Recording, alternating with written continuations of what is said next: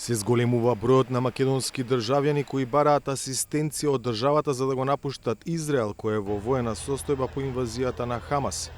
Веќе 100 граѓани наспроти вчерашните 50 контактирале со амбасадата во Тел Авив или со централата во Министерството за надворешни работи во Скопје, за да побараат помош за безбедно напуштање на подрачјето зафатено со борбите меѓу припадниците на Хамас и израелските безбедносни сили.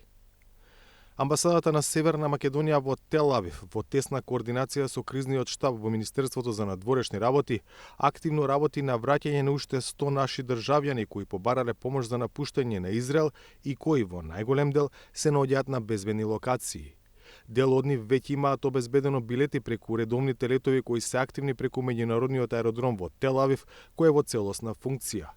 Дел од нив се наоѓаат во подрачја кои беа зафатени со насилните дејства и се сметаат за небезбедни.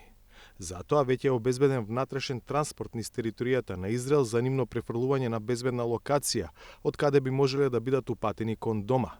Меѓу нив се и двајца наши државјани во појасот Газа, за чии извлекување задолжена амбасадата во Каиро, која е во директна комуникација со Министерството за надворешни работи на Египет, соопштуваат од МНР. Синоќа и денеска наутро преку различни транспортни канали уште 10 македонски државјани го напуштиле Израел. 4 со лет до Атина, 5 мина полетале за Подгорица, а едно лице заминало за Истанбул. Со овие 10, вкупната бројка на граѓани кои во изминатите 2 дена заминале од Израел е поголема од 30. Проценките на кризниот штаб се дека на територијата на Израел има околу 200 македонски државјани. Поголемиот дел од нив се лоцирани, се во редовна комуникација со дипломатската мрежа во Израел и во околните земји и се бараат начини за нивно безбедно извлекување. До тогаш остануваат повиците до македонските граѓани да ги следат препораките на надлежните израелски институции.